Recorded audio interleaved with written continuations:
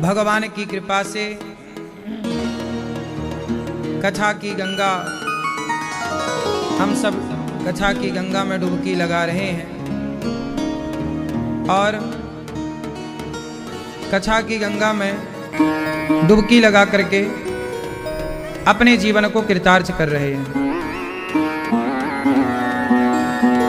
भगवान की कृपा हम सब पर बहुत ज़्यादा है कि हम सभी भगवान की शरण में बैठकर, वृंदावन धाम में बैठकर और भगवान की कथा का रसपान कर रहे हैं। और जो टीवी पर, यूट्यूब पर कथाएं सुनते रहते हैं वो भी बड़े भाग्यशाली हैं। हमारी मैया पर भगवान की इतनी कृपा है, मीना मैया पर, कि भगवान ने लंदन से इन्हें बुलाया और यहाँ कथा की गंगा में डुबकी लगाने का मैया को अवसर मिला। तो मैया वहाँ से यहाँ आई हैं केवल कथा सुनने के लिए, भगवान का दर्शन करने के लिए। भगवान जब कृपा करते हैं, देखो आप लोगों को बड़ी दूर दूर से बुला लिया। आप ये समझ रहे होंगे कि हम आए हैं, पर हम नहीं आए, भगवान हमें बुला लिए।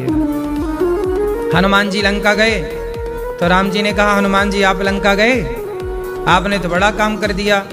लंका चले गए, लंका जला दी, समुद्र को छलांग लगा के पार कर दिया। तब हनुमान जी बोले, प्रभु मेरा घमंड ना बढ़ाओ, आप ये मत कहो कि मैं लंका गया, मैंने लंका जलाई, नहीं, आपने मुझे लंका भेज दिया। जैसे सामने गड्ढा होता है ना, तो माँ बच्चे को दोनों हाथ पकड़ के उठा करके गड्ढा पार करा देती है, फिर जमीन पर छोड़ देती है, बच्चा फिर चलने लगता है। आगे कोई गड्ढा वड्ढा आया तो माँ फिर हाथ पकड़ी, उठाई और फिर आगे रख दिया। ऐसे ही जीवन में जब कोई काम भगवान आपसे कराएं तो समझ लो कि भगवान हाथ पकड़ के उठा करके आपको वहां पहुंचा देते हैं। और हमें ये लगता है कि हमने किया है। हनुमान जी लंका गए, पर उन्होंने ये नहीं सुना कि मैं लंका गया। उन्होंने कहा, प्रभु मैं कैसे जाता, आपने मुझे भेज दिया, मैं तो आपके सहारे से गया ना, आपने मुझे अंगूठी दे दी। हनुमान जी को क्या मिल गई, राम जी की अंगूठी, आपने अंगूठी दे दी। वो अंगूठी मेरे लिए नौका बन गई, जहाज बन गई, मैं उसमें बैठकर चला गया। प्रभु मुद्रिका मेली मुख माही और जलधि लांघ गई अचरज नाही। क्या आश्चर्य है। हम में और हनुमान जी में इतना ही अंतर है कि हम लोग अपने को ही कर्ता समझ लेते हैं, जबकि हनुमान जी जो भी करते हैं वो ये सोच के करते हैं कि मैं नहीं, मेरे राघव मेरे राम जी मेरे से करा रहे हैं। बस विचारधारा का अंतर है, इतने से अंतर में ही खेल हो जाता है। तो राम जी बोले, अच्छा हनुमान जी आप गए हमारे बल से, चलो, पर आप आए तो अपने बल से। हनुमान जी बोले, ना, गया राम जी की जहाज में बैठकर, आया सीता मैया की जहाज में बैठकर। वहां से सीता मैया ने अपना चूड़ामणि उतार तब दयऊं, हर्ष समेत पवन सुत लयऊं। सीता मैया ने भी अपना चूड़ामणि उतार कर हनुमान जी को दिया था। जैसे रघुनाथ जी ने अंगूठी दी, ऐसे सीता मैया ने भी कहा कि ये ले लो। हनुमान जी बोले, राम जी मैं कैसे बताऊंगा कि मैं राम सीता मैया से मिलकर आया हूं। माँ तू मोहि दीजे कछु चीन्हा, जैसे रघुनायक मोहि दीन्हा। जैसे रघुनाथ जी ने अपनी अंगूठी दी है, ऐसे आप भी अपनी कोई चिन्हारी, मतलब कोई ऐसी चीज दे दो कि मैं राम को बताऊं और राम पहचान जाए। तब चूड़ा मणि उतार तब दयऊं, हर्ष समेत पवन सुत लयऊं। हनुमान जी सीता माँ के चूड़ा मणि इस तरफ से जहाज से गए, उस तरफ से जहाज में आ गए। यही रघुनाथ जी का कार्य है। भगवान यही करते हैं, अपने भक्त को बड़ा बनाने के लिए भगवान कभी इस जहाज में बिठाकर भेजते हैं, कभी उस जहाज में बिठाकर भेजते हैं। भगवान बड़े दयालु हैं, भगवान बड़े करुणा निधान हैं, बड़े कृपालु हैं। भगवान जैसा कौन है, भगवान जैसा कौन है, भगवान जैसे केवल भगवान है। भगवान जैसा कभी दूसरा ना था, ना है, ना कभी होगा। ये हमारे गौरी गोपाल गुरुकुल के सभी विद्यार्थी हैं। आज छुट्टी थी इनकी, तो ये आज कथा सुनने आए हैं।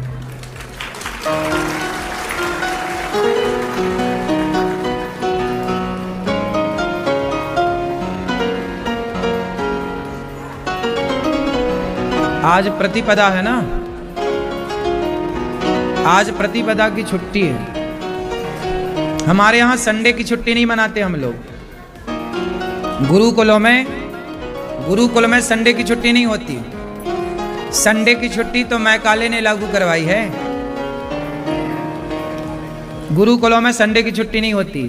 गुरुकुलों में कब छुट्टी होती है? प्रतिपदा और अष्टमी, और प्रतिपदा अष्टमी, प्रतिपदा को छुट्टी होती है और अष्टमी की। प्रतिपदा को छुट्टी, प्रतिपदा मतलब समझ रहे हैं? आज प्रतिपदा, कल अमावस्या थी ना, तो आज पहली तिथि है, प्रथम तिथि को प्रतिपदा, कल द्वितीया है, फिर तृतीया है, चतुर्थी, पंचमी, षष्ठी, सप्तमी, फिर अष्टमी को फिर छुट्टी। संडे से कोई मतलब नहीं। यही है गुरुकुल की परंपरा, ये भारतीय परंपरा। हमारे यहाँ छुट्टी का एक पहले से शुरू से ही एक परंपरा चली आई है कि इस तारीख को, इस तिथि को, हमारे यहाँ तारीख से नहीं चलता कुछ। किससे चलता है? तिथि से। हमारे यहाँ तारीख तो बाद में आई ना, तारीख बाद में आई, पहले क्या आया? तिथि। जैसे अभी चल रहा सन 2025 और हम लोग सन 25 में नहीं चल रहे हैं, हम लोग विक्रम संवत 2081। सारी दुनिया 2025 में है, पर सनातन धर्म संवत 2081वां संवत चल रहा है। हम लोग 2081 में हैं। हमारे यहाँ क्या चलता? विक्रम संवत, संवत्सर। उसी संवत के हिसाब से कुंभ लगता है। तिथि के, तारीख के हिसाब से कुंभ नहीं आता। किसके हिसाब से आता है? तिथि के हिसाब से। तिथि कैसे निश्चित होती है? जिस दिन सूर्य भगवान मकर राशि में गए, जिस दिन सूर्य भगवान मकर राशि में गए, उस दिन होती है मकर संक्रांति। इसलिए मकर संक्रांति मनाई जाती है। 12 राशियां होती हैं, उन 12 राशियों में सूर्य भगवान चलते हैं। मकर राशि में आए तो मकर संक्रांति। जब सूर्य मकर में आते हैं, इस तरह 12 वर्ष में जब बृहस्पति का एक चक्कर पूरा होता है, तब एक कुंभ लगता है। कितना बड़ा वैज्ञानिक है सनातन धर्म। सनातन को समझने के लिए बहुत शिक्षा चाहिए, समझदारी चाहिए। तारीख होती है, जनवरी होती है 31 दिन की, फरवरी होती है 28 दिन की। बोलो हाँ। लेकिन हमारे यहाँ हर महीना 30 दिन का ही होता है, 15 दिन। हमारे यहाँ प्रतिपदा, पहली तिथि से अमावस्या, फिर अमावस्या के बाद 15 दिन बाद पूर्णिमा। जैसे ही पूर्णिमा आई, महीना पूरा, महीना बदल जाता है। हाँ या ना? अभी कौन सा महीना चल रहा? माघ का महीना कब पूरा होगा? पूर्णिमा को। माह के बाद क्या आएगा? फागुन। फागुन में क्या आएगी? होली। तो हमारे यहाँ सब तिथियों से कार्य होता है। तो ये बच्चे गुरुकुल के हैं, तो तिथियों के हिसाब से। और देखो, गुरुकुल में सभी बच्चे अपने माथे पर तिलक लगाते हैं, और पहनावा पैंट शर्ट नहीं, धोती और कुर्ता होता है। यही भारतीय हमारी परंपराएं हैं। यही है गुरुकुल की प्रणाली। भगवान राम भी गुरुकुल पढ़ने गए, भगवान कृष्ण भी गुरुकुल पढ़ने गए। आज गौरी गोपाल गुरुकुल में इतने सारे बच्चे पढ़ते हैं। सारे बच्चे निःशुल्क पढ़ते हैं, कोई चार्ज नहीं लिया जाता बच्चों से। क्यों? बच्चा सही है। और ये सभी बच्चे यहाँ प्रेम से, इनका पढ़ना लिखना, खाना पीना रहना सब निःशुल्क है। जिन गुरुकुलों को मुगलों ने, अंग्रेजों ने उजाड़ा, उन्हीं गुरुकुलों की परंपरा को हमारे ऋषि मुनियों ने स्थापित किया, और उसी गुरुकुल परंपरा को आगे बढ़ाने के लिए दास अनिरुद्ध कार्य कर रहा है। ये भारत के कोने कोने के बच्चे हैं। बड़े प्रेम से यहाँ पढ़ते हैं और भारतीय शिक्षा पढ़ते हैं। ये क्या पढ़ते हैं? ये वेद पढ़ते हैं, व्याकरण पढ़ते हैं, आगे उपनिषद पढ़ेंगे, अन्य विषयों का अध्ययन करेंगे और ये सब पढ़ करके ये आगे चल करके सनातन धर्म का प्रचार करेंगे। और ये सरकारी व्यवस्थाओं में जैसे आप करते हो ना पढ़ाई अपनी कॉलेज इत्यादि की, ऐसे बच्चे भी शास्त्री फिर आचार्य की डिग्रियां प्राप्त करते हैं। उस डिग्री के आधार पर ये धर्मगुरु भी बन सकते हैं। सेना में जो धर्मगुरु की वैकेंसी निकलती है, ये अन्य किसी भी क्षेत्र में जा सकते हैं। आगे मेरा मन है कि गौरी गोपाल गुरुकुल को कितना विस्तृत किया जाए कि यहाँ का पढ़ा हुआ बालक भारत में जितनी भी धाराएं हैं, अर्थात जहाँ जहाँ बच्चे जाकर के कार्य कर सकते हैं वहाँ वहाँ जाकर ये बच्चे कार्य कर सके, इतनी क्षमता हो। हर क्षेत्र में हमारी पकड़ होनी चाहिए। आपको पता है आज भी हमारी जो शिक्षा है वो भारतीय शिक्षा नहीं।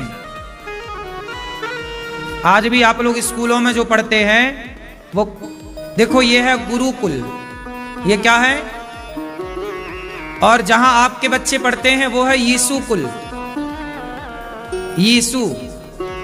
यीशु कुल से बाद में वो स्कूल बन गया है यीशु कुल। ये गुरुकुल है जहां गुरु के बताए रास्ते पर चलें, ये गुरुकुल। वो यीशु कुल, ईसा मसीह के द्वारा यीशु की राह पर चलने वाले लोग यीशु कुल। तो जो इसलिए आज भारत की शिक्षा पर 90% शिक्षा पर ईसाइयों का अधिकार हो गया है। भारत के सारे बड़े बड़े स्कूल, कॉन्वेंट स्कूल सारे ईसाइयों के हाथों में। आपके बच्चे ईसाइयों के स्कूलों में पढ़ते हैं। बात सही है कि गलत है? और वो सारे स्कूलों में वो आपके बच्चे को कलावा नहीं पहनने देते, तिलक नहीं लगाने देते और स्वयं क्रॉस पहन के आते हैं, क्योंकि वो यीशु कुल है ना, ईसा मसीह की परंपरा का।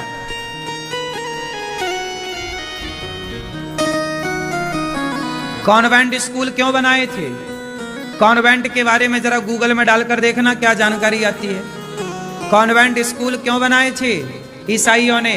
उन्होंने कहा था कि हम अपना धर्म का प्रचार करने, मतलब वो क्रिश्चियन का अपने धर्म का प्रचार करने के लिए उन्होंने कॉन्वेंट स्कूल बनाए थे। अब उनके धर्म के प्रचार जहां हो रहे हैं, उनके धर्म के प्रचार वाले स्कूलों में आपके बच्चे क्या कर रहे हैं? इसलिए तो बच्चे हिंदुओं के बच्चे अपने भगवान को नहीं मानते, नास्तिक हो जाते हैं। आजकल के बच्चे नास्तिक ज्यादा हैं, भगवान को बोले हम मानते ही नहीं। क्यों? क्योंकि क्रिश्चियन स्कूलों में पढ़ते पढ़ते धीरे धीरे उन्होंने जहर घोल दिया कि भाई भगवान से तुम्हारा क्या वास्ता, भगवान के खिलाफ षड्यंत्र तो चल ही रहे हैं।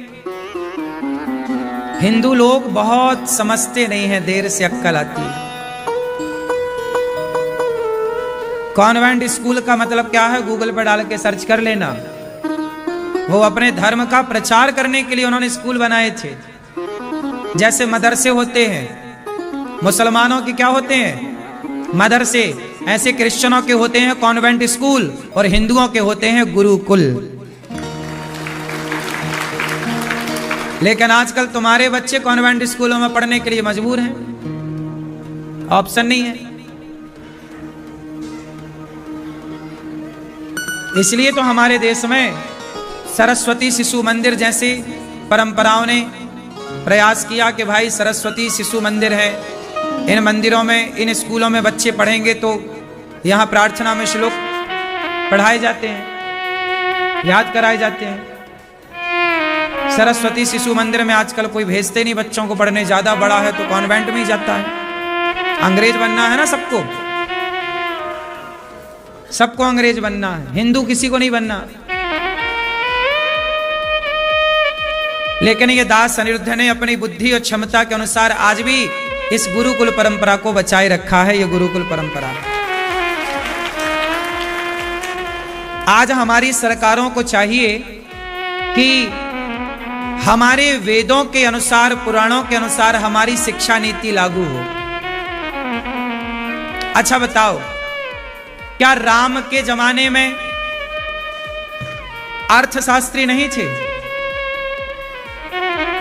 राम के जमाने में इतने बड़े बड़े हमारे यहां एक अर्थशास्त्र है। क्या है हमारे यहां? अर्थशास्त्र। नाम ही उसका अर्थशास्त्री। अब मनमोहन जी क्या थे? अर्थशास्त्री थे। तो शास्त्री थे ना, तो अर्थशास्त्र है तब ना शास्त्री थे। तो हमारे यहां शास्त्र पढ़ा जाता है, अर्थशास्त्र। हमारे यहां की परंपरा ही, आज जितना भी स्ट्रक्चर आप देख रहे हैं, आर्किटेक्चर देख रहे हैं, ये सब क्या है? हमारे यहां वेदों से ही ये सब विधान निकला है। टेक्नोलॉजी कहां से आई? विमान बनाने की विधा भरद्वाज ऋषि ने भरद्वाज संहिता में विमानों को बनाने की ना जाने कितनी विधा लिखी हैं। समस्याएं क्या हुई जानते हैं? उन विधाओं को पढ़ने वाले और पढ़ाने वाले नहीं रहे। हमारे यहां स्कूलों में पढ़ाई जाती है गणित। आप लोग क्या पढ़ते हैं? गणित। लेकिन हमारे यहां जो वेदों में गणित है, उस गणित का नाम क्या जानते क्या है? हमारे यहां एक वैदिक गणित है। कौन सी गणित है? बोलो। वैदिक गणित। आज की ये जो गणित है, अल्फाबेट इत्यादि, इस गणित से कई गुना ज्यादा सफल गणित हमारी वैदिक गणित है। आपको बताऊं, उस वैदिक गणित के ही ज्ञानी थे आर्यभट्ट। आर्यभट्ट किस गणित के गणितज्ञ थे? बोलो। हमारी ही गणित है ना वैदिक गणित। आर्यभट्ट इतने विद्वान थे कि दुनिया को दशमलव और शून्य देकर गिनती सिखाई है, और तुम भारत का लोहा नहीं मान रहे हो। भारत को आज तुम हल्के में ले रहे हो। हमारी सरकारें पता नहीं कहां खोई हैं। शिक्षा पर बिल्कुल ध्यान नहीं है। सरकारों को चाहिए कि वैदिक गणित ही भारत में पढ़ाई जाए, अर्थशास्त्र ही भारत में पढ़ाया जाए। जो हमारे यहां राम जी ने बिना खंबे का पुल बनाया, राम सेतु। हमारे यहां विश्वकर्मा की बात आती है, सुदामा जी की रातों रात घर बना दिया किसने? द्वारिका किसने बनाई? कहां बनाई? पानी के भीतर, पानी के ऊपर। कितना बड़ा आर्किटेक्चर रहा होगा। बोलो हां। तो हमारी विधा पढ़ाई जाए तो हम लोगों ने तो ऐसे ऐसे आविष्कार कर लिए थे, ऐसे पत्थर बना लिए जो पत्थर पानी में तैरते हैं। ये हमारा ही तो ज्ञान है भारत का, कि पानी में तैरने वाले पत्थर तैयार कर लिए। बोलो हां। इसलिए हमारी सरकारों को चाहिए कि भारत के हिसाब, भारतीय शिक्षा के हिसाब से वकील हो, भारतीय शिक्षा के हिसाब का जज हो, भारतीय शिक्षा के हिसाब से ही आईएएस बने, आईपीएस बने, कलेक्टर बने, इत्यादि पदों पर भारतीय। आज कलेक्टर, आईपीएस, आईएएस जितना भी पद है, ये भारतीय पढ़ाई पढ़ के नहीं बनता कोई भारत में आज कलेक्टर। ये सब अंग्रेजों की पढ़ाई पढ़ के बन रहे हो। अब जब देश गुलाम हो गया, अंग्रेज भाग गए, तो अंग्रेजों की पढ़ाई क्यों पढ़ाई जा रही है भारत के बच्चों को? ये बताओ।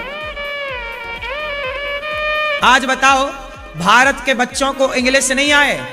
आज यदि किसी को इंग्लिश नहीं आती ना, लोग मजाक उड़ा, अरे इसे इंग्लिश नहीं आती, हा हा हा, मजाक उड़ाते हैं। इंग्लिश नहीं आती।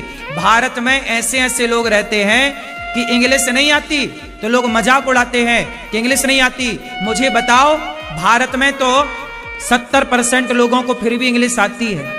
लेकिन बताओ, लंदन के दुनिया में जितने अंग्रेज हैं, उन्हें कितने % हिंदी आती है? इंग्लिश तो हमने सीख ली, लेकिन वो आज तक हिंदी ना सीख पाए हमारी। अब बताओ, भाषा किसकी कठिन है? बोलो। उनकी भाषा में 26 अक्षर हैं, हमारी भाषा में 52 अक्षर हैं। बोलो हां। इंग्लिश में कितने अक्षर हैं? 26। और हिंदी में 52। 26 दूनी डबल। मेरे भाई, तुम अपने बच्चे को इंग्लिश पढ़ाते हो?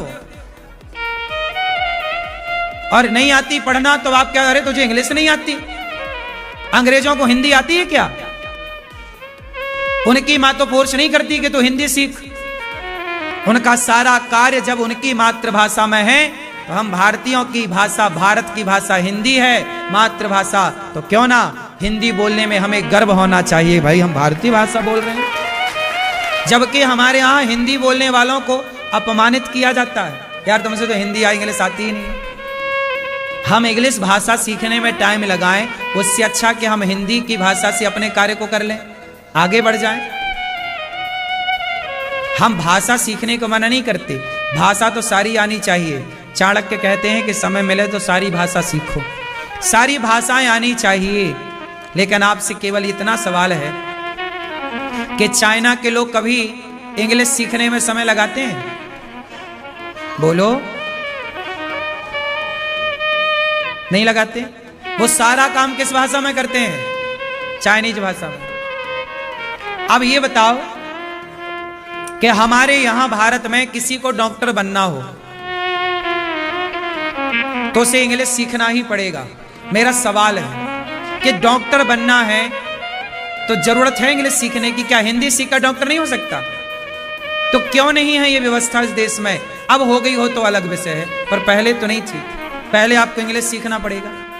मतलब आप साल 2 साल 3 साल अपना बिगाड़ो भाषा सीखने में।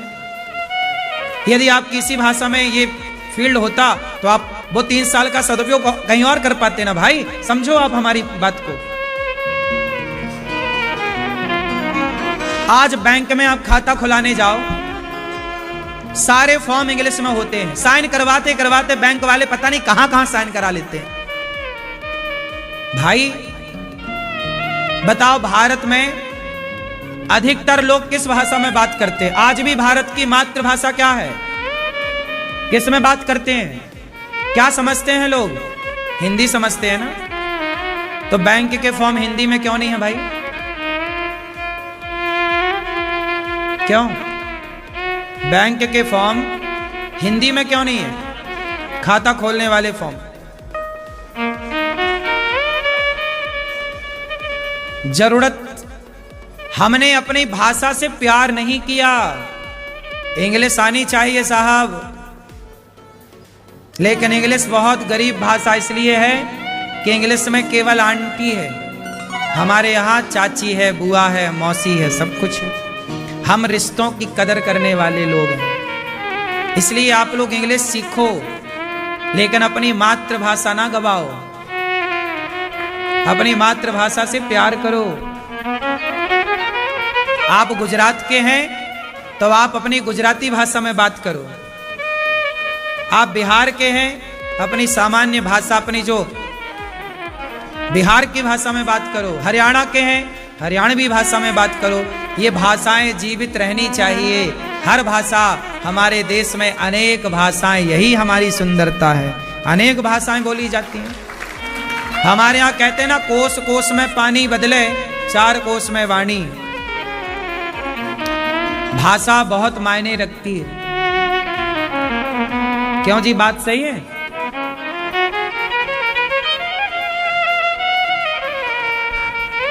हम जब 6वीं क्लास में गए, मैं अपनी बात करूं, जब हम 6वीं क्लास में गए ना, तब हमने ABCD याद की। हमारे टाइम पर गांव में 6वीं क्लास से इंग्लिश थी।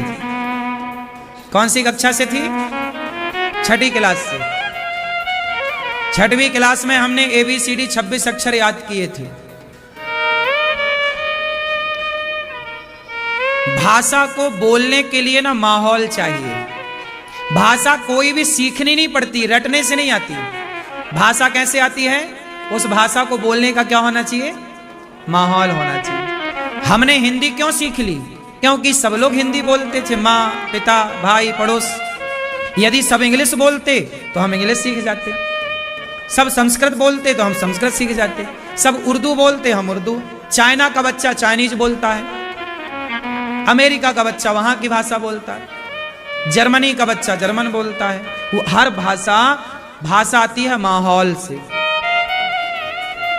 अब वो माहौल मिला नहीं और लोग फिर मजाक उड़ाते, तुमसे ये भाषा नहीं आती। इसलिए कहता हूं कि दुनिया मजाक उड़ाए तो उड़ाने दो, पर आप जिस भाषा को बोलते हैं उस भाषा से आप आगे बढ़िए, वही भाषा आपको आगे बढ़ाएगी। सीखते रहिए, सीखते रहिए। क्यों जी, क्या करते रहिए? सीखना कब तक है? जब तक सांस है। सीखना कब तक है? सीखते रहो, सब कुछ सीखना चाहिए।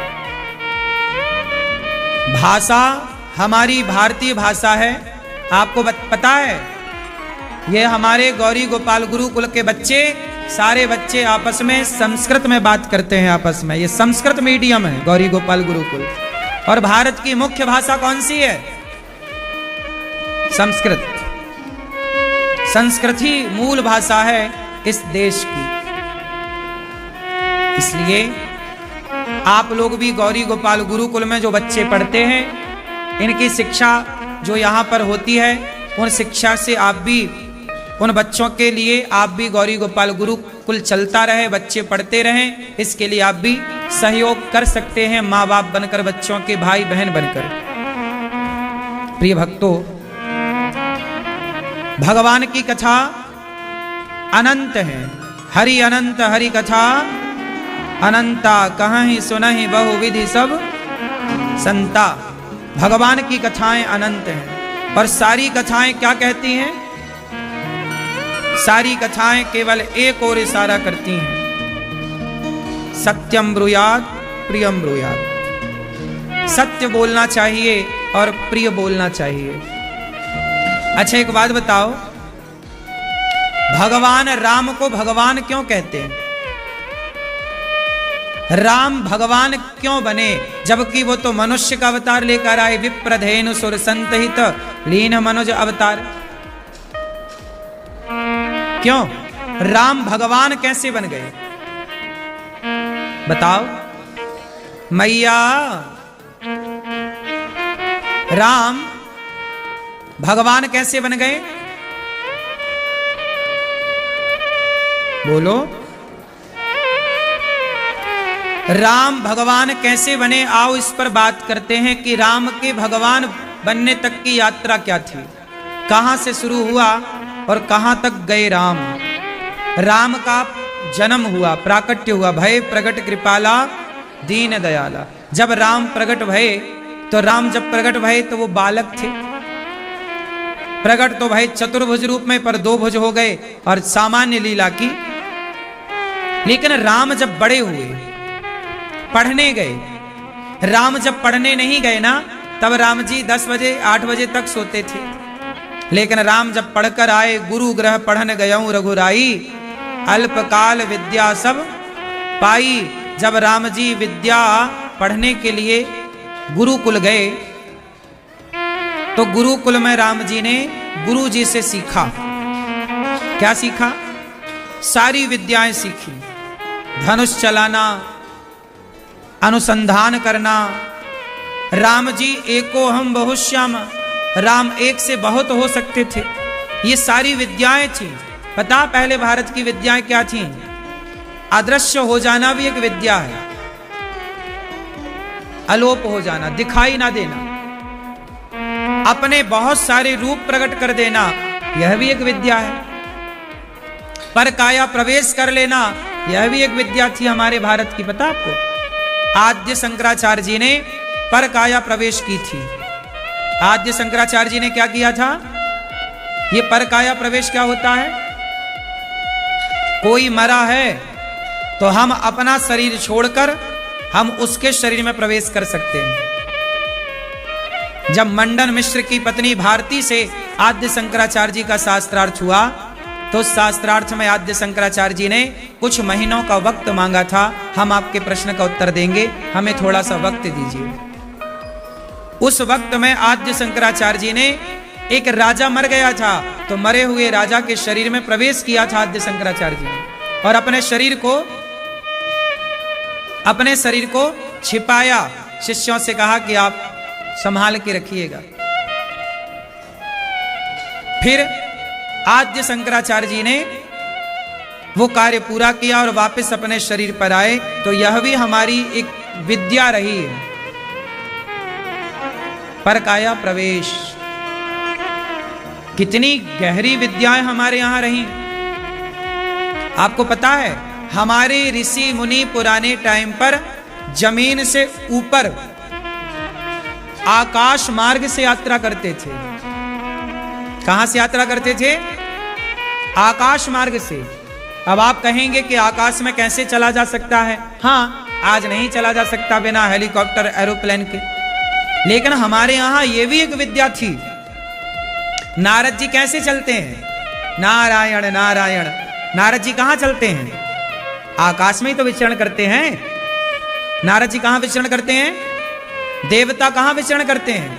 ऐसे ही हमारे यहां जो ऋषि मुनि थे वह आकाशीय मार्ग से यात्रा करते थे। ऋषि मुनि अपनी शक्ति, इसलिए वो ऋषि हैं। रिसर्च करने से उनका नाम ऋषि पड़ा। आकाश मार्ग से वो यात्रा किया करते थे। ऐसी विद्याएं हमारे यहां रही हैं, उच्च कोटि की परंपराएं हमारे यहां रही हैं। प्रिय भक्तों, भगवान राम सामान्य लीला करने आए हैं मनुष्य बनकर, पर राम ने क्या क्या किया पूरी लीला पर प्रकाश सार सार पर डालेंगे। भगवान राम जब पढ़कर के लौटे तो प्रातः काल उठ के रघुराई। राम जी प्रातः काल उठ के रघुनाथा, मात पिता गुरु ना वही माथा। राम जी गुरुकुल में गए, पढ़कर आए तो क्या सीखा? माता पिता को प्रणाम करना सीखा, सवेरे जल्दी से जागना सीखा। आपने सवेरे जागना नहीं सीखा, आपने माता पिता को प्रणाम करना नहीं सीखा, तो क्या सीखा? आजकल के बच्चे सब कुछ सीख कर भी उद्दंड हैं। क्या है? उद्दंड। उद्दंड मतलब आतताई। आजकल के बच्चे, माँ बाप की शिकायत है गुरुजी बच्चे सुनते नहीं हैं, बिल्कुल बात नहीं मानते। आपने अपने बच्चों को बाहर की दुनिया दिखा दी। एक बात बताएं, बाहर की चमक बच्चों को ना दिखाओ, बाहर का वातावरण बच्चों को ना दिखाओ। अभी ये बाद में तो सब देख ही लेंगे। जितना बाहर का संसार आप देखेंगे आपका मन उतना चंचल होगा। इसलिए पहले के लोग एकांत में रहते थे, इसलिए पहले के गुरुकुल जंगल में होते थे। कोई ना दिखे, कोई ना दिखेगा तो केवल पुस्तक दिखेगी, पढ़ाई दिखेगी, और कोई दिखा तो फिर वही दिखेगा, पढ़ाई ना दिखेगी। क्यों जी, बात सही है। आजकल के लड़के मोबाइल पर सारा संसार देख लेते हैं, और जितना आप देखते हैं आपकी आंखें, आपका मन उतना ही चंचल होता है। चंचलता बढ़ाना है तो ज्यादा देखो, और चंचलता मिटाना है तो कंट्रोल करो देखने में। बच्चों को कम से कम दिखाओ। आप लोग क्या करते हैं? बच्चों को घुमाने ले जाते हैं। बच्चों को घुमाने आप कहां ले जाते हैं? जितना घुमाएंगे बच्चों को, कहां घुमाओ? वृंदावन लाओ बच्चों को, बच्चों को कथा सुनवाओ, सत्संग कराओ, बच्चों को झोपड़पट्टी में लेकर जाओ, गरीबों के पास बिठाओ, उनकी स्थिति दिखाओ कि देखो तुम महंगी टॉफी खाते हो, खिलौनों में खेलते हो, ये देखो बच्चों के पास खिलौने भी नहीं है। इससे क्या होगा? बच्चे देखेंगे कि हम कहाँ हैं और वो कहाँ है, हमें चीजों का कैसे सदुपयोग करना चाहिए। आपने चमक दिखाई दुनिया की तो बस वो चमक में बच्चे अंधे हो जाते हैं। क्योंकि बच्चे लड़कपन के बाद कहाँ जाते हैं? बोलो, जवानी में। लड़कपन के बाद क्या आती है? जोर से। और जवानी क्या होती है? अंधी। जवानी क्या होती है? हाँ, अभी तो आप लोग अंधे भी होंगे, नहीं होंगे? जवानी कैसी होती है? बोलो, अंधी जवानी। लंगड़ा बुढ़ापा, बुढ़ापा होता है लंगड़ा, जवानी होती है। हाँ, अभी कुछ ना देखो, केवल पुस्तक देखो, पढ़ो, क्योंकि अभी थोड़े टाइम बाद तो अभी और आंखों में अंधेरा छाएगा जैसे ही दुनिया देखोगे। ये अंधी जवानी, इसे संभालना बड़ा कठिन है। ये संभल गई तो सब संभल जाता है। क्यों जी, बात सही है। अक्सर लोग बिगड़ते कब हैं? बुढ़ापे में कोई थोड़ी बिगड़ता है। कोई 1-8% बिगड़ा बुढ़ापे में तो बिगड़ा। अक्सर लोग कहां बिगड़ते हैं? बोलो, जवानी।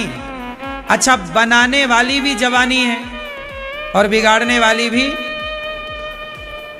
ये जवानी को जरा संभाल के रखना चाहिए। इसलिए पहले के टाइम पर जवानी कहां आती थी? गुरु के पास।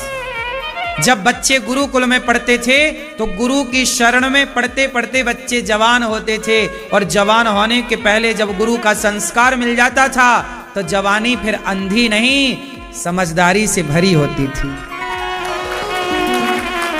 इसलिए बताओ, जवानी अंधी है तो अंधे को सहारे की जरूरत है या नहीं? बोलो।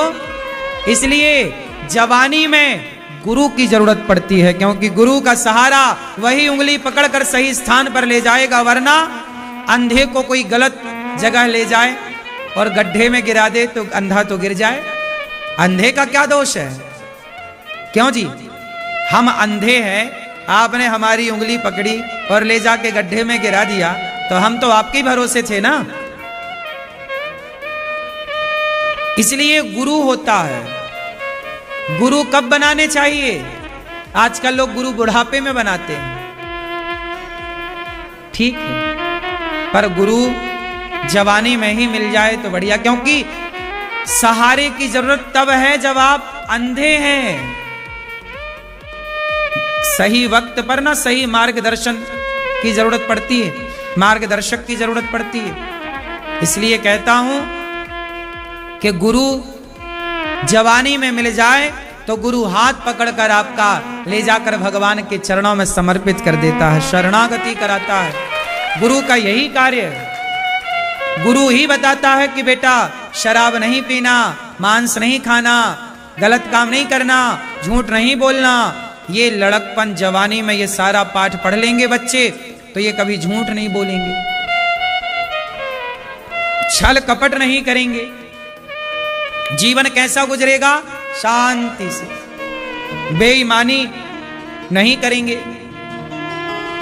पहले के लोग कम पढ़े लिखे थे पर ईमानदार थे। क्यों जी, बात सही है कि गलत? पहले के लोग ईमानदार थे कि आज के लोग ईमानदार हैं? बोलो। पहले के लोग क्या थे? ईमानदार। आज के लोग क्या हैं? बोलो। अधिकांश लोग बेईमान हैं। पहले के लोग ईमानदार क्यों थे? क्योंकि पहले के लोगों को जवानी में उनके दादाजी, उनके पिताजी, उनके गुरु उन्हें सही पाठ पढ़ा देते थे कि बेटा झूठ बोलना पाप है, नहीं असत्य सम पातक पुंजा, असत्य से बड़ा कोई पाप और सत्य से बड़ा कोई पुण्य नहीं। धर्म न दूसर सत्य समाना, आगम निगम पुराण बखाना। सत्य से बड़ा कोई पुण्य धर्म नहीं और झूठ से बड़ा झूठ बराबर कोई पाप नहीं। ये बात बच्चों को जवानी में बताई जाए तो कोई बच्चा झूठ बोलने से डरे। पहले के लोग धर्म का पालन करते थे तो उन्हें पुलिस की, कोर्ट कचहरी की जरूरत ही नहीं पड़ती थी, गलत करते ही नहीं थे। पहले के लोग गरीब रहते थे, नमक रोटी खाते थे, पर बेईमानी करने से डरते थे क्योंकि ईश्वर देख रहा है। लोगों को भगवान पर इतना भरोसा था कि ईश्वर तो देख रहा है। आजकल का आदमी तो कहता मैं ब्रह्मा से नहीं डरता। आजकल के आदमी को डर ही तो नहीं है। पहले के लोगों को डर था। किसका डर था? बोलो। ईश्वर का। अच्छा ये बताओ, डरना जरूरी है कि नहीं? बोलो, किससे डरना जरूरी है? अच्छा बताओ, राम डरते थे कि नहीं? उत्तर दो भैया, राम डरते थे या नहीं? नहीं? आप बताओ, राम डरते थे कि नहीं? बोलो, क्यों राम डरते थे कि नहीं? हाँ। रावण डरता था कि नहीं? हाँ, रावण बिल्कुल नहीं डरता था, जबकि राम डरते थे। राम किससे डरते थे? राम किससे डरते थे? अधर्म से, कि मेरे से कोई अधर्म ना हो जाए। राम डरते थे, पराई नारी को देखने से डरते थे। राम डरते थे, पराए धन को देखने से, छूने से डरते थे। रावण नहीं डरता था, पराई नारी को उठा के ले आता था। राम को डर था, पराई नारी को देखने से डर लगता है नहीं, रावण को डर नहीं लगता था। इसलिए कहता हूं, थोड़ा डरो। डरो इसलिए क्योंकि कोई ना देख रहा होगा, फिर भी ईश्वर देख रहे होंगे। बात सही है कि गलत है? क्यों मैया? पीले भैया, कौन देख रहा है? अच्छा ये बताओ, गलत करने वाले को भगवान फल देते हैं कि नहीं? बोलो, देते हैं? आप लोग कहते हो वो गलत करने वाला, पाप करने वाला, वो बड़ा तरक्की कर रहा, हम सही करते हैं, पुण्य करते हैं, हमारी तो खाने की भी व्यवस्था नहीं है। ऐसा नहीं है, ये सवाल गलत है। कभी बेईमानी करने वाला कभी तरक्की कर ही नहीं सकता। हाँ, कुछ दिनों की तरक्की हो सकती है, कुछ महीनों की, कुछ वर्षों की तरक्की हो सकती है, पर सदा बेईमानी से चलने वाला सदा तरक्की नहीं करेगा। ईश्वर सब देख रहे हैं। सत्य के राह पर चलने वाला ही लंबे टाइम तक रहता है, टिकता है। दुर्योधन ने बेईमानी करी तो सही, पांडवों का धन हड़पा, सर्वनाश हुआ कि नहीं? फिर ऐसा मत सोचो कि बेईमानी करने वाला सुखी है। नहीं, दुर्योधन सुखी तो हुआ, पर 13-14 साल के लिए। इसके बाद सर्वनाश शुरू होना स्टार्ट हुआ, पूरा हो गया। लेकिन पांडवों ने ईमानदारी नहीं छोड़ी, तो भले 12 साल वनवास में रहे, 1 वर्ष अज्ञातवास में रहे, लेकिन सत्ता उन्हीं को मिली। सही है ना? क्यों भैया? बात सही है। इसलिए भगवान सब देख रहे हैं। गलत करने वाले को करने दो, समझाओ कि ना करे, नहीं माने तो करे, पर आप धर्म ना छोड़ो, सत्य ना छोड़ो। राम भगवान क्यों बने? क्योंकि राम ने अयोध्या की सत्ता छोड़ दी, लेकिन माँ बाप का वचन नहीं छोड़ा। राम ने अयोध्या की सत्ता छोड़ दी, लेकिन माँ बाप का वचन, प्राण जाए पर। इसलिए राम भगवान बने, जमाना भगवान कहता है। क्यों? क्योंकि उन्होंने पैसे से ज्यादा रिश्तों को महत्व दिया। पैसे से ज्यादा? बोलो, आजकल लोग पैसों के लिए क्या तोड़ लेते हैं? रिश्ते। पैसा रिश्तों से बड़ा नहीं होता। पैसा तो आएगा और जाएगा, पर रिश्ते थोड़ी आएंगे और जाएंगे। माँ तो सारी जिंदगी माँ रहेगी।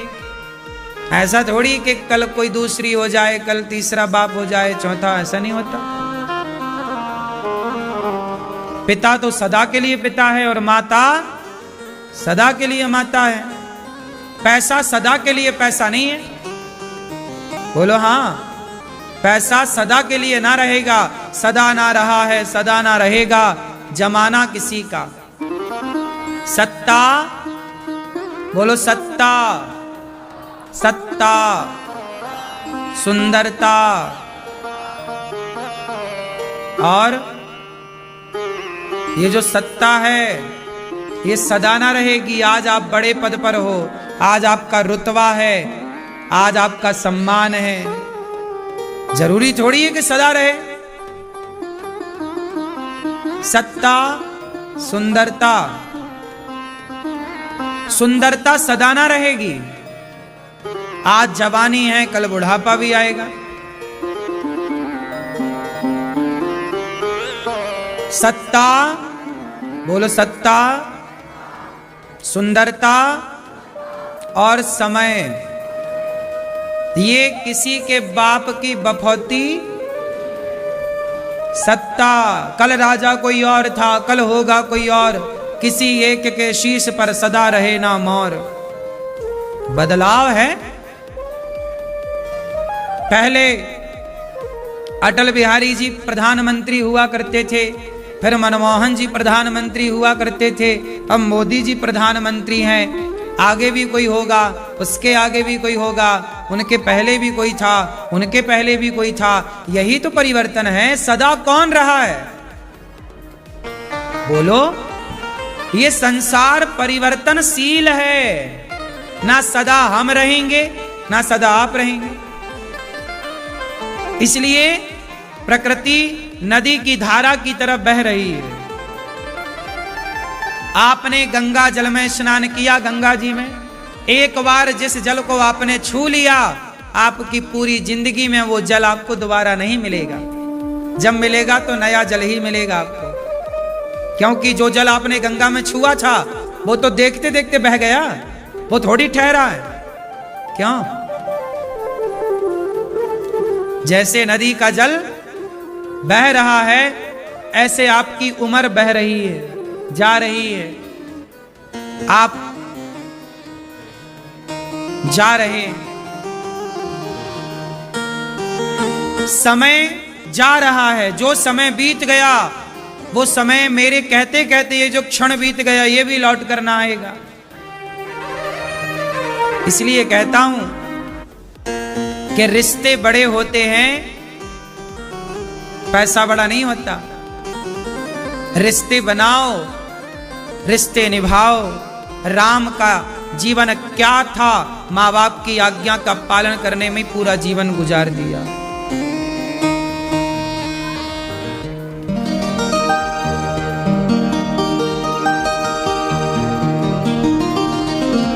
चली जा रही है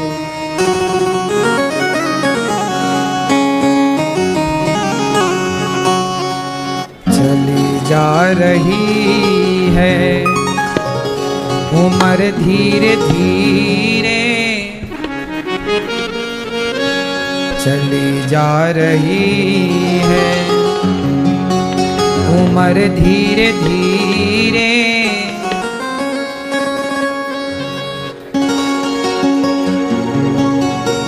पल पल यूं आठों पहर धीरे धीरे चली जा रही है। हमारी उम्र धीरे धीरे, सत्ता धीरे धीरे जा रही है, समय धीरे धीरे जा रही है, और जवानी चली जा रही है उम्र धीरे धीरे। पल पल यूं आठों पहर धीरे धीरे चली जा रही है।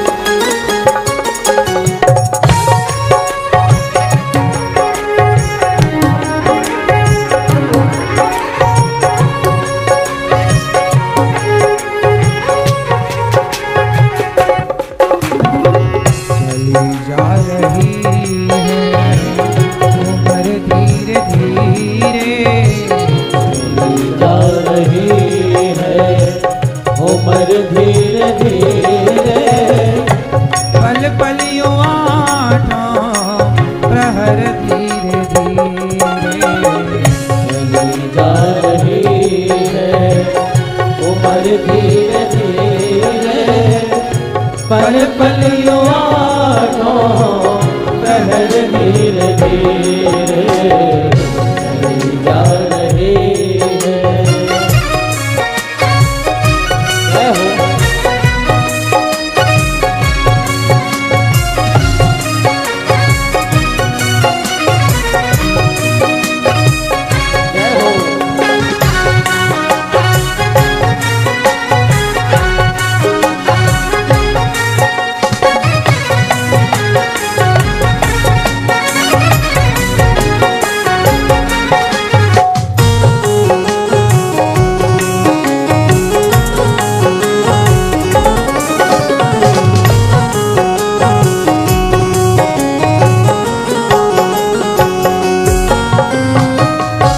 बचपन भी जाए जवानी भी जाए, हाँ जवानी भी जाए। बचपन भी जाए जवानी भी जाए, हाँ जवानी भी जाए। बुढ़ापे का होगा असर धीरे धीरे, बुढ़ापे का होगा असर धीरे धीरे। पल पल यूं आठों पहर धीरे धीरे चली जा रही है।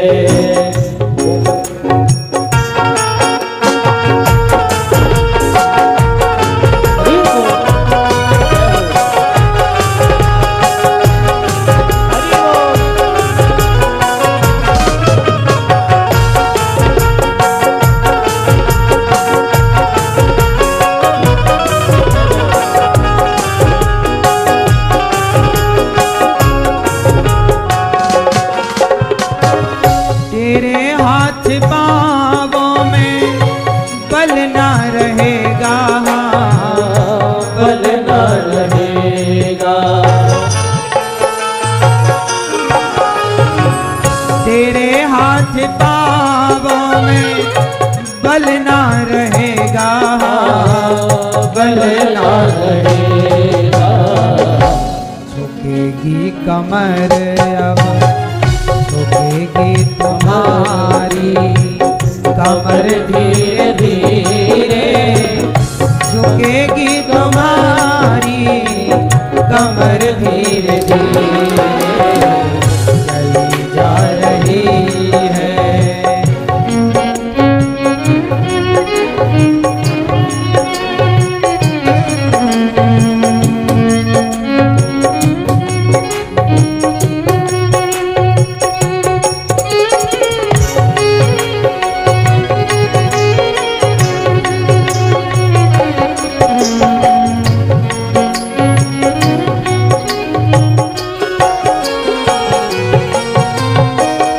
शिथिल अंग होंगे एक दिन तुम्हारे, हाँ एक दिन तुम्हारे। शिथिल अंग होंगे एक दिन तुम्हारे, हाँ एक दिन तुम्हारे। फिर मंद होगी नजर धीरे धीरे, मंद होगी नजर धीरे धीरे चली जा रही है उम्र धीरे धीरे, चली जा रही है उम्र धीरे धीरे। चली जा रही है उम्र धीरे धीरे। पल पल यूं आठों पहर धीरे धीरे चली जा रही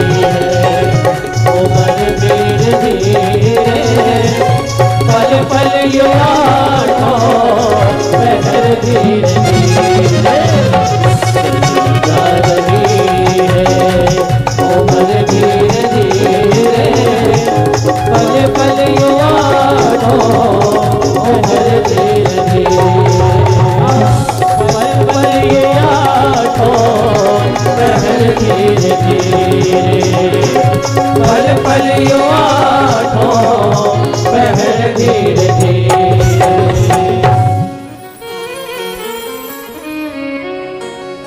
बुराई से मन को अपने हटा ले, हाँ मन को हटा ले, सुधर जाए तेरा, सुधर जाए तेरा ये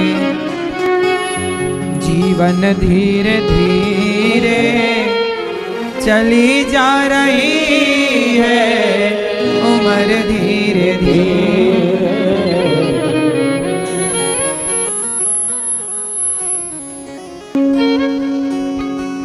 उम्र कैसे जा रही है? राम जी ने अपने समय का खूब खूब सदुपयोग किया, बात मानकर वनवास चले गए। राम जी 14 वर्ष तक कहां रहे? वनवास में। वनवास क्यों हुआ राम जी को? क्योंकि राम को राजा बनना था, और राजा बनना है किसी को, बड़ा बनना है किसी को, तो छोटे से छोटे व्यक्ति तक जाकर मिले। इसलिए राम जंगल के सुदूर वन में एक तपसी, एक नारी जो राम के इंतजार में खड़ी थी, वो शबरी माता तक पहुंच गए। राम आखिरी व्यक्ति तक राम पहुंचते हैं। राम जी जब वनवास चले तो केवट मिल गए राम जी को। मांगी नावना केवट आना, कहीं तुम्हार मरम में जाना, छुअत सिला भई नारी सुहाई, पाहन तेना काठ कठिनाई। राम जी केवट के पास जब गए तो राम जी केवट के पास तक जाते, केवट से नाव मांगी, भैया केवट जरा नाव लाओ। केवट क्या करता था? गंगा जी में नाव चलाता था। आज राम जी पहुंच गए, भैया केवट, हाँ सरकार जरा नाव ले आओ, हम पार जाएंगे। केवट बोला, सरकार मैं आपको पार तो नहीं लगा सकता। काहे नहीं लगाओगे? तुम्हारा तो काम ही पार लगाना है। केवट बोला, प्रभु हम इसलिए पार नहीं लगा सकते क्योंकि हम अपनी रोजी रोटी बंद नहीं करना चाहते। अरे हमें पार लगाएगा, तेरी रोजी रोटी कैसे बंद हो जाएगी? केवट बोला, छुअत सिला भई नारी सुहाई। हमने सुना है कि आपके पांव का स्पर्श होते ही, चरणों की रज का स्पर्श होते ही पत्थर की नारी, पत्थर की शिला नारी बन गई। पत्थर क्या बन गया? क्या बन गया? स्त्री बन गई। यदि आपके चरणों के स्पर्श से पत्थर स्त्री हो गया, स्त्री हो गई, तो मेरी नाव तो लकड़ी की है, कहीं आपके पांव पड़े और मेरी नाव स्त्री बन गई तो घरवाली कहेगी मैं एक थी, ये दूसरी कहां से आ गई? मैं कैसे जवाब दूंगा? मेरी पत्नी तो नाराज होके भाग जाएगी। प्रभु आपके चरणों में बड़ा जादू है। पत्थर पे आपने टच कर दिया तो पत्थर क्या बन गई? नारी बन गई। कौन सा पत्थर नारी बनी? कौन कौन सा पत्थर नारी बना? कौन थी वो नारी? माता अहिल्या, अहल्या। कौन नारी थी? किसकी पत्नी थी? गौतम ऋषि। गौतम नारी श्रापवश उपल देह धरि धीर, चरण कमल रज चाहती कृपा करो रघुवीर। गौतम ऋषि की नारी अहिल्या ये भगवान के चरणों की रज चाहती थी। भगवान के चरणों की रज से क्या हुआ? वो पत्थर की योनि से मुक्त होकर भगवान के धाम चली गई। अच्छा, गौतम ऋषि की नारी पत्थर की क्यों हो गई? क्यों हो गई मैया? श्राप था। किसने श्राप दिया? गौतम ऋषि ने। क्या श्राप दिया? पत्थर की हो जाओ। क्यों श्राप मिला? क्योंकि इंद्र के साथ ये पकड़ी गई, देखी गई। इंद्र आया रूप बदलकर, और ये इंद्र के साथ अहिल्या माता रहने लग गई। गौतम ऋषि ने देखा कि मेरी पत्नी ने मेरे साथ विश्वासघात कर दिया, इंद्र के साथ रह रही है। अच्छा, इंद्र जो था ना, ये अहिल्या को चाहता था, विवाह करना चाहता था। और जब देवताओं के राजा इंद्र आए तो अहिल्या जी को भी लगा यार हमसे मिलने इंद्र आए हैं, चलो मिल लेते हैं। तब गौतम ऋषि ने देखा कि कमरे से इंद्र निकल रहा, श्राप दे दिया, पत्थर की हो जाओ। अच्छा, एक बात बताओ, गौतम ऋषि ने श्राप देकर अपनी पत्नी को सही किया कि गलत किया? बोलो मैया, क्या बोलती तू? क्या किया गौतम ऋषि ने, सही कि गलत? हाँ, सही किया कि गलत किया? हाँ, गलत किया। मैया कह रही हो गलत किया। तो क्या करते गौतम ऋषि? सही क्या था आपके हिसाब से? हाँ? अरे, गौतम ऋषि की नारी अहिल्या बड़ी पतिव्रता है, तो पतिव्रता नारी के साथ कोई छल कैसे कर सकता है? गौतम ऋषि ने बिल्कुल सही किया। क्यों? यदि गौतम ऋषि ने पत्थर का ना बनाया होता तो क्या जमाना अहिल्या को जीने देता? जिस गली से गुजरती लोग क्या कहते? गलत गलत कहते। तो कम से कम पत्थर का बनाया। तो बाद में अहिल्या ने कहा कि अब मेरा उद्धार कैसे होगा? बोले चरित्र बिगड़ा है, तो जैसे कांटे को कांटा ही निकालता है, तो बिगड़े हुए चरित्र को चरित्रवान ही सुधार सकता है। इसलिए राम की चरण पड़ी, राम के चरणों की रज पड़ी, तो राम का चरित्र निर्मल है। तो चरित्रवानों के चरित्र से बिगड़े हुए चरित्र भी सुधर जाते हैं। इसी बहाने राम का दर्शन हो गया अहिल्या को, वरना राम का दर्शन ना होता। पति के लोक को चली गई अहिल्या।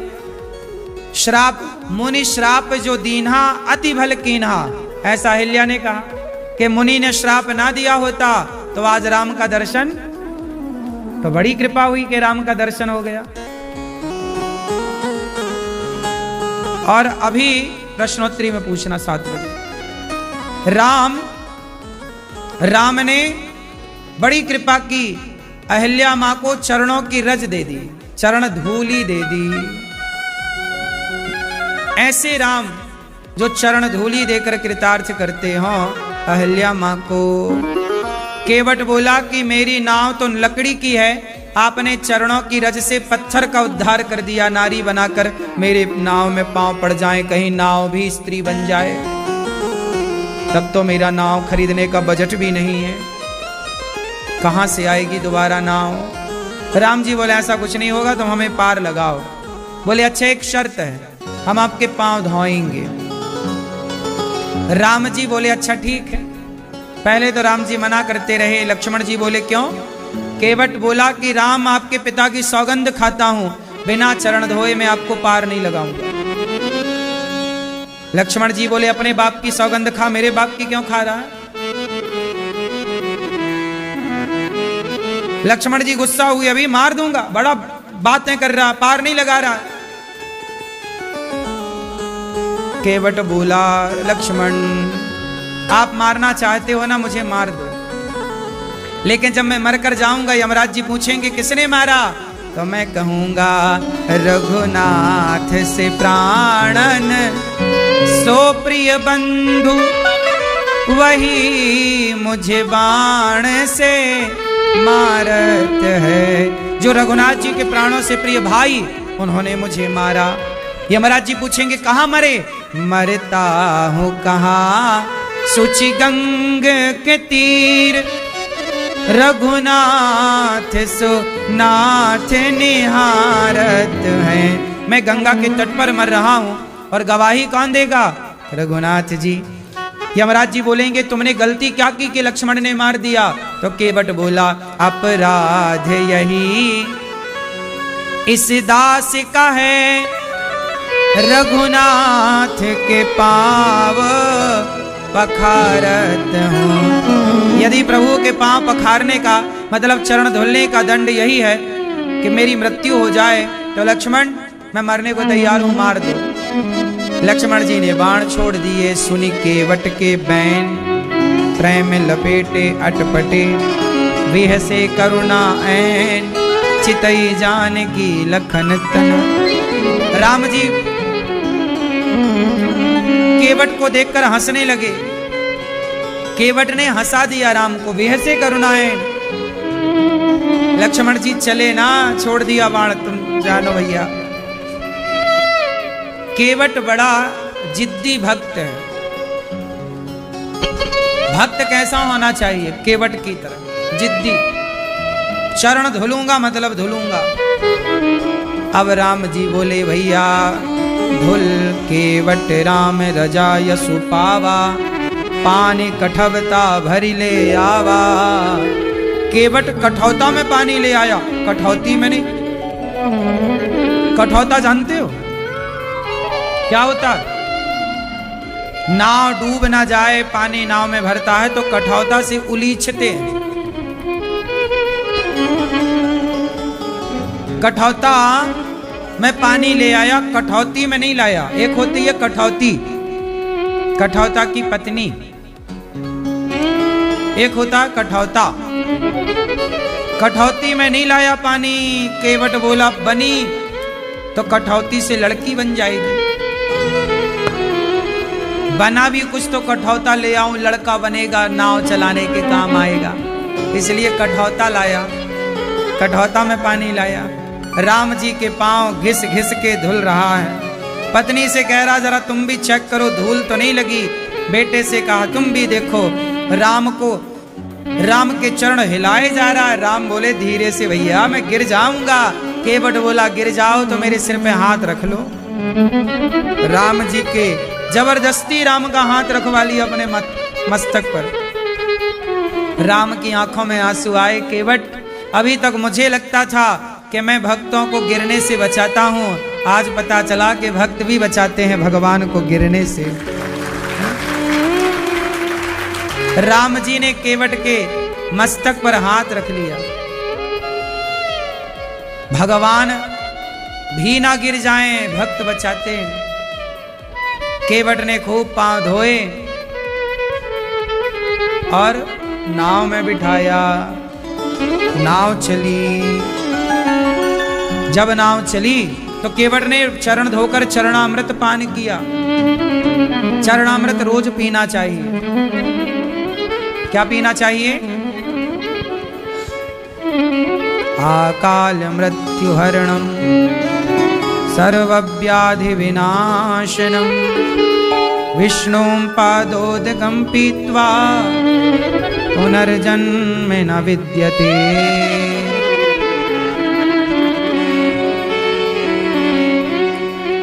कहते हैं कि जो चरणामृत पीता है उसका पुनर्जन्म नहीं होता। पुनर्जन्म न विद्यते, पुनर्जन्म नहीं होता। आकाल मृत्यु हरणम, जो अकाल मृत्यु को हर ले। सर्व व्याधि विनाशनम, व्याधि आदि व्याधि सब विनाश कर दे, सबका सारी आदि व्याधि और समस्याओं को खत्म कर दे। ये ताकत किसमें है? केवल भगवान के चरणामृत में। ऐसे चरणामृत को पान किया केवट ने। राम को नाव में बिठाया। राम जी नाव में बैठे। चली नाव।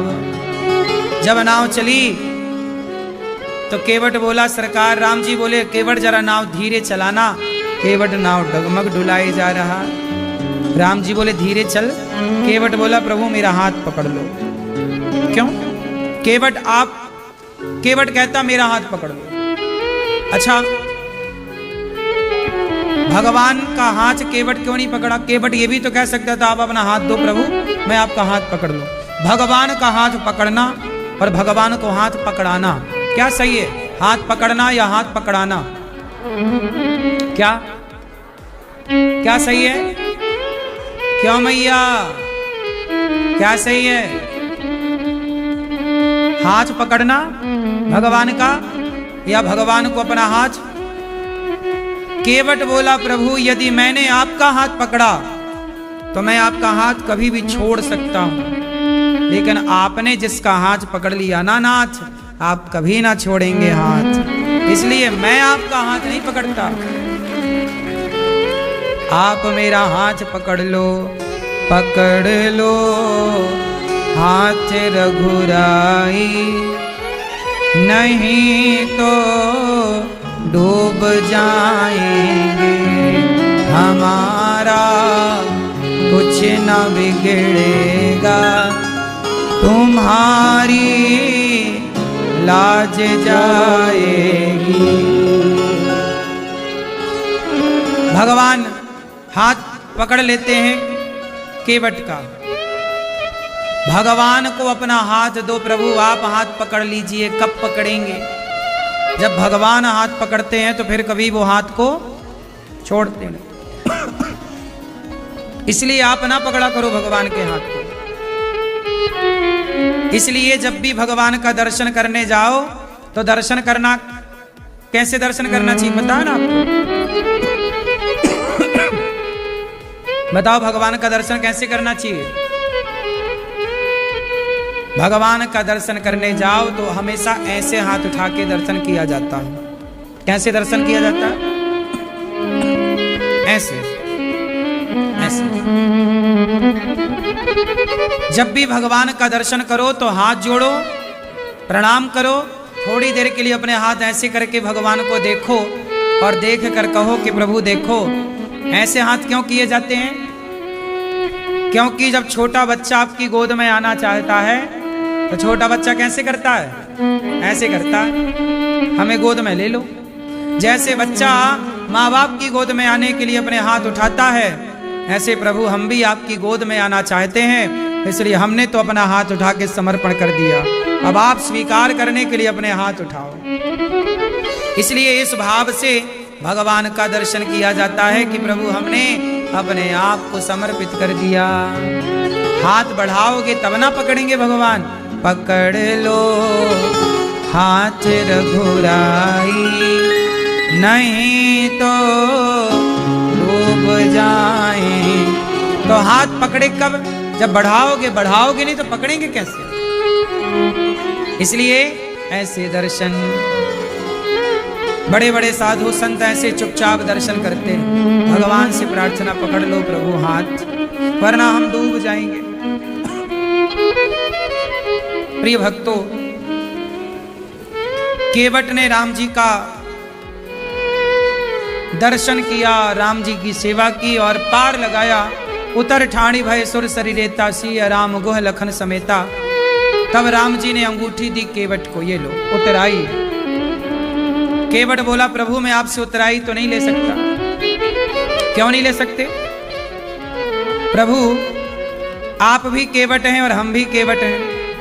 आप हमारे घाट आए तो हमने आपको पार लगाया।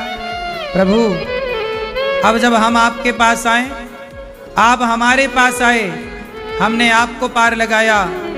हमने आपको पार लगाया। जब आप हमारे घाट आए, जब हम मर करके आपके घाट आए तो हमें भवसागर से पार लगा देना प्रभु। यही उतराई चाहिए, और कौन सी उतराई? और ना उतराई चाहूं प्रभु, हमें कोई उतराई नहीं चाहिए। इस तरह से राम जी ने केवट को अपने हृदय से लगाया। कहा केवट तुमने बड़ा उपकार किया है। इस तरह राम जी केवट के यहाँ से फिर ऋषियों के आश्रम में गए और केवट पर भगवान ने बड़ी कृपा की। बड़े दयालु हैं भगवान, सब पर दया करते हैं। चित्रकूट अब भगवान जाने की बात कह रहे हैं। चित्रकूट गिरि करहु निवासु,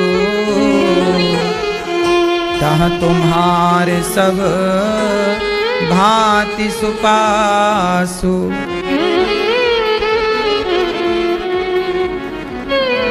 चित्रकूट में राम जी चित्रकूट की ओर जब गए तो चित्रकूट में जब भगवान गए तो वहां पे पोल भील भगवान राम का दर्शन करने आए और राम को दौना में भर भर के कंदमूल फल लेकर आए और राम को फल दिया कि उन कंदमूल खिलाने वाले कोल भीलों ने कहा कि ये भगवान है। किसी ने कहा कि ये हमारा दिया खाएंगे, बोले नहीं, ये भगवान वस्तु नहीं खाते, प्रेम के भूखे हैं, जो प्रेम से दो सब ग्रहण करते हैं। राम ही केवल प्रेम प्यारा, जान ले ये जो जान निहारा। अब तो इस तरह राम जी चित्रकूट में विराजे और जब दशरथ जी को पता चला कि राम नहीं आए तो राम के वियोग में हार रघुनंदन प्राण पीड़िते, तुम बिन जियत बहुत दिन बीते। राम राम हाँ राम कही, राम राम कही राम, तनु परिहरि रघुवर बिरह, राव गयऊं सुरधाम। जियन मरण फलो दशरथ पावा। तुलसीदास जी कहते हैं राम राम कहकर दशरथ जी भगवान के धाम चले गए। दशरथ जी मरने का पूरा फल पाते हैं। मरना तो सबको ही पड़ता है साहब, लेकिन राम राम कहकर कोई मरे तो कितना अच्छा है। दशरथ जी का अंतिम संस्कार भरत जी ने किया और भरत जी राम से मिलने के लिए अयोध्या में जब राम जी भरत जी आए, ननिहाल से दशरथ जी का संस्कार हुआ तो वशिष्ठ जी ने भरत जी से कहा, भरत जी राम वनवास जा चुके हैं पिता की आज्ञा लेकर, अब आप राजा बन जाओ। अयोध्या का राजा कौन बनेगा? बोलो मेरी मां। भरत। चलो भरत जी तुम राजा बनने की तैयारी करो। वशिष्ठ जी कह रहे हैं अब फलानी तारीख को हम आपका राज्य अभिषेक करेंगे। भरत जी बोले गुरुजी क्या कह रहे हैं? यदि मैं राजा बन गया तो ये पृथ्वी रसातल में चली जाएगी। कहां चली जाएगी? क्यों? वशिष्ठ जी ने कहा यहां बड़े बड़े पापी राजा भय, उनके पाप से तो पृथ्वी रसातल में गई नहीं। भरत आप जैसा धर्मात्मा भक्त राजा बनेगा तो क्या पृथ्वी रसातल में चली जाएगी? भरत जी ने कहा गुरुदेव एक बात बताओ, अभी मैं राजा बना नहीं, केवल बनने की बातें स्टार्ट हुई और केवल राजा बनने की बात चलने से भैया राम का वनवास हो गया, पिता की मृत्यु हो गई। सोचिए कि मेरे राजा बनने की बातें चालू हुई तो बाप मर गया, भैया का वनवास हो गया, मैं राजा बन जाऊंगा, पता नहीं कितना नुकसान हो जाएगा इस अयोध्या का। मैं राजा नहीं बनूंगा, राजा तो राम बनेंगे। फिर क्या करें?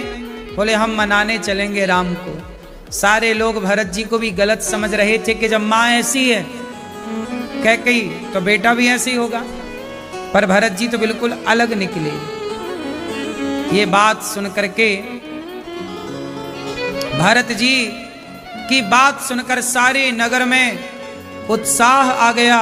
राम का दर्शन करने के लिए सारे अवधवासी चलने को तैयार और भरत जी राम का दर्शन करने चित्रकूट जा रहे हैं।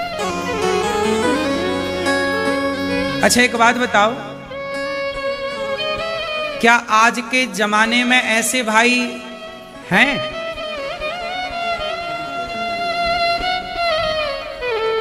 राम आदर्श क्यों बने? क्योंकि राम के भीतर त्याग बड़ा है। वो त्याग सकते हैं अयोध्या की सत्ता को, वो त्याग सकते हैं सब कुछ, और आज का इंसान त्याग नहीं सकता। लोग अपनी मां को त्याग देते हैं, पत्नी को नहीं त्यागते।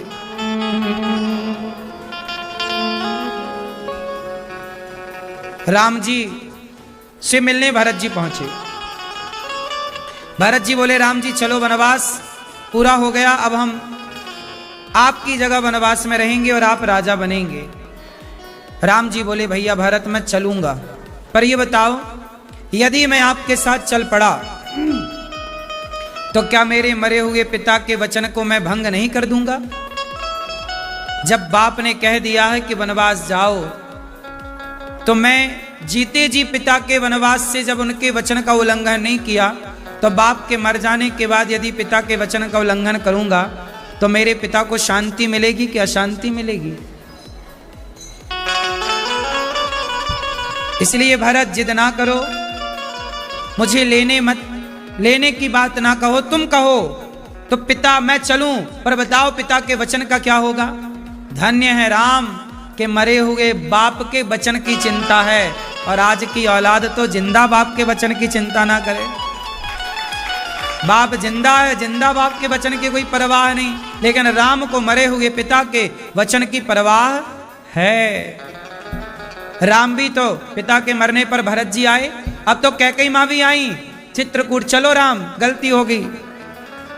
राम जी चाहते तो जा सकते थे ना कि भाई सब सॉरी कह रहे हैं, अब चलो, पर नहीं, प्राण जाए पर वचन न जाए। वचनों के पक्के बनो साहब, वचन के क्या बनो? इसलिए राम ने पूरी लीला में वचनों का ख्याल रखा। किसका ख्याल रखा? इसलिए कहता हूं ज्यादा ना बोला करो, किसी को कोई वचन ना दिया करो। जब वचन दो, वादा करो तो सोच समझ कर वादा करो, खूब विचार विमर्श करके वादा करो, पूरा कर सको ऐसे वादे करो, कुछ भी ना बोल दो। बोलने के पहले विचार करना चाहिए। बिना विचारे जो करें सो पाछे पछताएं, काम बिगाड़े आपनो जग में होत हंसाएं। बिना विचारे नहीं काम करना चाहिए। अब ये चिल्ला रहे हैं, बिना विचारे चिल्ला रहे हैं, कोई विचार नहीं है, ये सब बिना विचार के लोग हैं। बिना विचारे जो करें सो पाछे पछताएं, काम बिगाड़े आपनो जग में होत हंसाएं। इसलिए राम का पूरा चरित्र किस पर टिका है? विचारों पर। हम लोग राम के क्या, किसको आदर्श मानते हैं? राम के विचारों को। किस पर चलते हैं हम लोग? राम के विचारों पर। रामचरितमानस में क्या लिखा है? राम के विचार। भगवत गीता में क्या लिखा है? भगवान कृष्ण के विचार। क्या लिखे जाते हैं? बोलो मेरी मां, विचार लिखे जाते हैं। इसलिए आपकी कोई कीमत नहीं होती, आपके विचारों की कीमत होती है। आप बड़े नहीं होते, हमारे और आपके विचार बड़े या छोटे होते हैं। हमारी कीमत हमारे शरीर से नहीं होती, हमारी कीमत हमारे अच्छे या बुरे विचारों से कीमत बढ़ती या घटती है। अच्छे विचार कौन कौन से हैं? रावण ने जो किया वो अच्छे विचार हैं कि गलत, बुरे विचार? और राम ने जो किया वो अच्छे विचार। अच्छा, राम ने कोई गलती की कि नहीं? आप बताओ। राम ने पूरी रामलीला में, रामचरित्र में कहीं कोई गलती की? आपको दिखती है राम की गलती? हम लोग बहुत गलतियां करते हैं, बार बार हम लोग गलतियां करते हैं, पर राम ने अपने पूरी लीला में कोई गलती नहीं की। कुछ लोग कहते हैं कि राम ने सीता को वनवास भेज दिया, ये गलती है। राम ने बाली को छिपकर मार दिया, ये गलती है। गलती देखने वाले तो राम की भी गलतियां देख ही लेते हैं, हाँ या ना। लेकिन इस विषय पर मैंने खूब बार बार चर्चाएं की हैं कि गलती राम की नहीं है। आपने पूरी बात जानी नहीं, पूरा प्रसंग सुना नहीं, प्रसंग पढ़ा नहीं, आपने किसी एक की गलती ठहरा दिया कि गलती राम की है या गलती इस तरह से। कई बार आपको लगता है कि ये गलती है, ये गलत है, पर वो सही होता। जैसे भगवान श्री कृष्ण ने महाभारत के युद्ध में, महाभारत का युद्ध धर्म का युद्ध था कि अधर्म का युद्ध था? बोलो। धर्म क्षेत्रे, धर्म क्षेत्र है वो। कौन सा युद्ध है? धर्म युद्ध। कहां से शुरू हो रही है गीता? धर्म क्षेत्र, धर्म से। पहला शब्द क्या है? धर्म। तो धर्म से स्टार्ट हो रही है गीता। धर्म क्षेत्र कुरुक्षेत्र। कुरुक्षेत्र में क्या हो रहा? धर्म। कौन सा धर्म है? युद्ध कैसे होगा? धर्म से होगा। लेकिन उस युद्ध में भी अधर्म हुआ, हाँ या ना? जबकि वो युद्ध कौन सा था? धर्म युद्ध। लेकिन उस धर्म युद्ध में क्या हुआ? बोलो मेरी मां, क्या हुआ? अधर्म हुआ। किसकी ओर से हुआ? हैं? कौरवों की ओर से अधर्म की शुरुआत हुई। जब कौरवों ने अधर्म किया तो फिर भगवान श्री कृष्ण ने भी कहा, अर्जुन अब तुम भी करो। इसलिए गुरु द्रोणाचार्य कैसे मारे गए? अधर्म से। कर्ण कैसे मारे गए? अधर्म से। दुर्योधन कैसे मारा गया? अधर्म से। जब धर्म का युद्ध था तो अधर्म क्यों हुआ? जब कर्ण का रथ का पहिया धसा तो भगवान ने कहा, अर्जुन मार बाण कर्ण को। अर्जुन ने कहा, प्रभु ये अधर्म है, वो नीचे है रथ से, योद्धा नीचे हो तो बाण नहीं मार सकते। भगवान बोले तू मार। जब भरी सभा में द्रौपदी की लाज उतारी जा रही थी, साड़ी खींची जा रही थी, तब क्या वो धर्म था? जब इन्होंने धर्म का मुंह नहीं देखा, धर्म का पालन नहीं किया, तो इनके लिए भी धर्म का पालन ना किया जाए, यही धर्म है। कई बार अधर्म भी धर्म बन जाता है, हाँ या ना? ये परिस्थिति पर निर्भर करता है। क्यों जी, बात सही है? दुर्योधन को गांधारी माँ ने कहा कि कपड़े उतार के आ जाना, हम पट्टी उतार के तुम्हें देखेंगे, तुम वज्र के हो जाओगे। भगवान ने उसके रास्ते में आकर कहा, कुछ तो लपेट लो, ऐसे ही जा रहे हो। पत्तों की टॉवेल बनवा के लपेटवा दी, जांग ढक गई। गांधारी ने देखा, पट्टी हटाई, पूरा दुर्योधन किसका हो गया? वज्र का, फौलादी हो गया, कोई मार नहीं सकता था। पर जांघें कमजोर रह गई क्योंकि गांधारी की दृष्टि नहीं पड़ी। तो भीम भैया ने जांघों पे ही बाण वो गदा मारा। भीम भैया ने कहा गदा मारा, जबकि गदा युद्ध का नियम है कि आप गदा जांघ पे नहीं मार सकते। जब गदा युद्ध का नियम था कि गदा को जांघों पे नहीं मार सकते, तो गदा को जांघों पे क्यों मारा? ये तो अधर्म हो गया भीम भैया के द्वारा। यही बात बलराम जी ने कही कि भीम तूने अधर्म किया, तूने दुर्योधन को अधर्म से मारा। तब भगवान कृष्ण आए, दाऊ भैया, बलराम भैया, जब ये द्रौपदी को अपनी जांघों पर बिठालना चाह रहा था, तब क्या ये धर्म कर रहा था?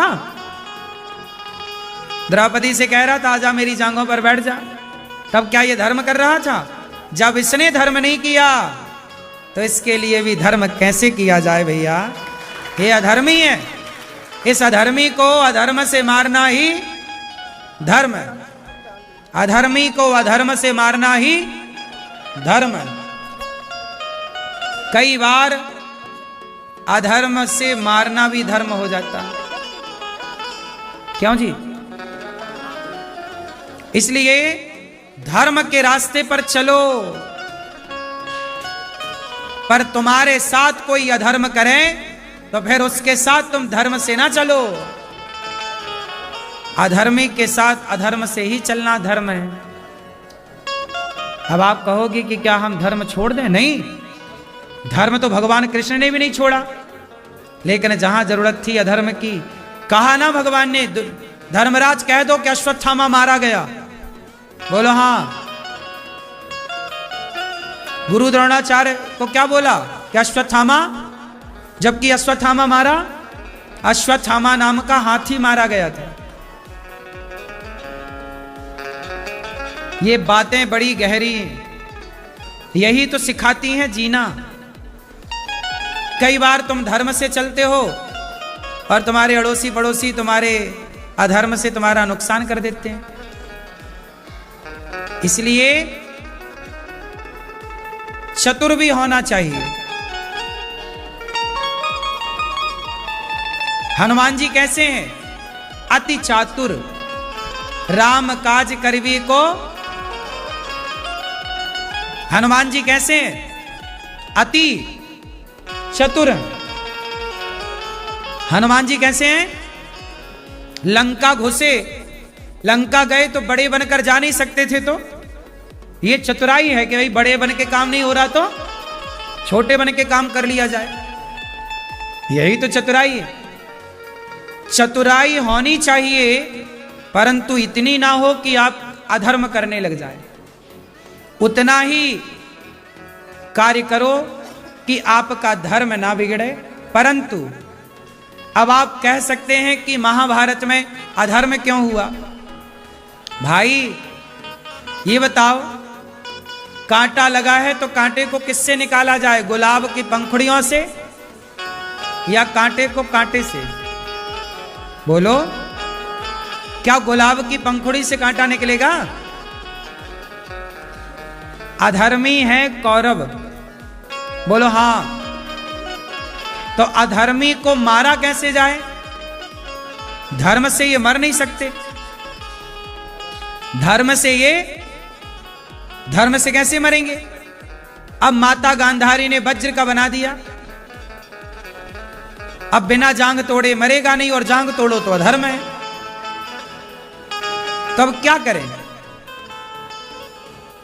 जहां धर्म काम नहीं कर पाता वहां फिर अधर्म से। लेकिन ये बताओ कि अधर्म तो किया, पर किसको मारने के लिए अधर्म का सहारा लिया? उस दुर्योधन को जिसने एक नारी के कपड़े उतारकर कौन सा धर्म किया था? तो अधर्म का साथ लिया गया किसके लिए?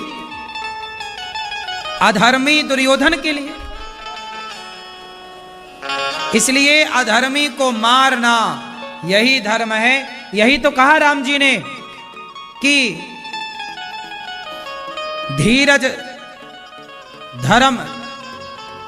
जब बाली को राम जी ने मारा तो राम जी, बाली ने कहा कारण कवन नाथ मई मारा, मैं बैरी सुग्रीव प्यारा। तब राम जी ने कहा अनुज बधू भगनी सुत नारी, सुन सड़कन्या समय चारी, इन्हीं को दृष्टि बिलोके जोई, ताही बधे कछु पाप न होई।